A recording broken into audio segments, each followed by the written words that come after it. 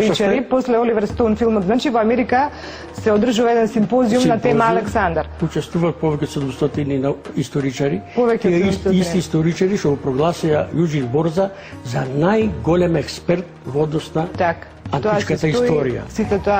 И тие сега се собар по повод филмот на Оливер Стоун. Почна се да критикува како дека го смета Александар за цивилизацијска личност и не смееш кој ќе му текни, како ќе му текни да ги превртува фактите. Во таа смисла одеше дискусијата. И на крај дојде време и му даде збор на стариот Борза. Борза сега е тој што треба да каже како и... авторитетот Борза. Авторитетот Борза. И Борза излегува и се исто ќе го цитирам, пошто тие текстови ги знам на памет. Вели, многу тешко да се направи филм за еден субјект што е легенда, поготово ако таа легенда е Александар. Ние немаше да му се чудиме на Оливер Стоун. Он не го познава Александар. И сега тие толку зборува за него, факт човек. Но што е највели лошо? И вие историчарите не го познавате Александар. Значи тоа беше бомба, атомска бомба меѓу такво едно симпозиум, да им каже дека не го познават Александар. На историчарите. Да, нешто, и им кажува сега примери. Најголемите светски, примери. Сите пишувате, вели, го именувате како Александар Велики. А тоа, вели, треба да го знаете како политичко име. Тоа го воведоа пред 200 години германските историчари, Дройзен и Вилкен. На грците им одговара, зашто грците целта на грците беше да го збришат името Македонија и македонски. И тоа така и траеше до пред 15 години. А не го потребувате, вели, историското име Александар Македонски. Тоа многу...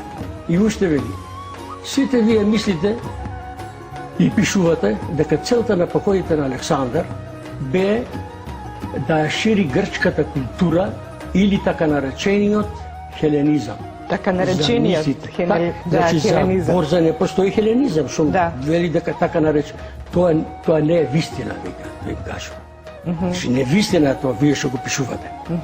Вие треба да знаете дека се што постигна македонците, не го постигна тоа како грци, и нито како било кој друг народ. Тоа го постигна како македонци. Такви зборови паѓат пред еден симпозиум на светски научници. И уште им кажува дека и историјата на Грција не треба да се беше со историја на македонците. Ово се што тврдат грците дека тоа е исто историја, една тоа. И Борза прв пат после Николас Хамон дава дефиниција на кој на јазикот. А се тотална збрка во Македонија. Никој тоа не знае да го објасни што е, веле дека не се употребувал тој јазик, друго веле дека не во време на Александар Македонски. Он дава дефиницијата и тврди дека кој на јазикот тоа се базира врз пелазгиско-атичкиот дијалект. Пелазгите сега се тврда дека стари македонци, стари словени решиват атичкиот на грчкиот. И изменет, вели, и изменет. И прилагоден на македонски услови од страна на Александар Македонски. Тој јазик е кој на јазик. На тој јазик се зборувало и се пишувало тоа време, не само додека бил жив Александар, туку и векови после него. Тој јазик грците го сметаја како народен јазик, а они си има свој јазик. Археја, што е велја, старогрчки јазик, тој навистина бил грчки јазик. И тој јазик се учел во гимназиите, широм Европа, да речеме. Старогрчки. Не се знае што... Они се откажа од својот јазик, од старогрчкиот јазик што го веле, тој што го учеле во европските гимназии. Они се откажа и тој народниот јазик, како што го велат они, го прифатија како грчки национален јазик. И тој постои сега. И тој се е познат во светот како грчки јазик. Тоа не е вистина.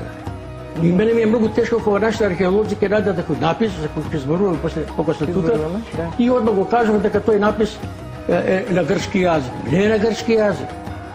Тоа е кој на јазик, тој е меѓународниот јазик. Но сега, во Америка прва книга што е издадена со наслов Александар Македонски, прва книга, тоа е на Питер Грин. Во Европа преводот гласи Александар Велики, уште Европа не може да се ослободи од тоа, од грчкото влијание. Значи, од оригинален наслов Александар Македонски, во Европа е преведен на Александар Не Велики. знам дали може камера да го каже ово. Се гледа кој е оригиналниот ово. Па може колегата, ја предпоставам дека ќе може. Да го прикажете? Ово вреди, зашто во прва книга и то многу позитивно процената во Америка. Еве, тука го пишува. Еве, титул на оригиналот Александар оф Македон. Само еден момент, за да се доближи. Зашто е многу важно, ова мора да го регистрираме. Да. Да. Ова прва ластовичка Така. во американскиот континент. Еве сега покажете. Значи, Александар оф Македон. Титул на оригиналот. Оригиналниот наслов на оваа книга во Америка е Александар Македонски. Македонски. Преведената книга во Европа е Александар Велики. После тоа и Николас Хамон, кој беше под страшно влијание на грчките научници. Грчката академија му имаше доделено 6 редовни професори. Покажете само на тоа. Имаше доделено 6 професори, редовни професори, кои му дава информации. И тој се напишувал.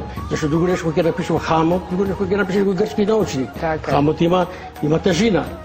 Тој Хамон пред смртта умре пред неколку години, еве и он се јави во Европа со книгата Филип Македонски, тоа е исто оригинал.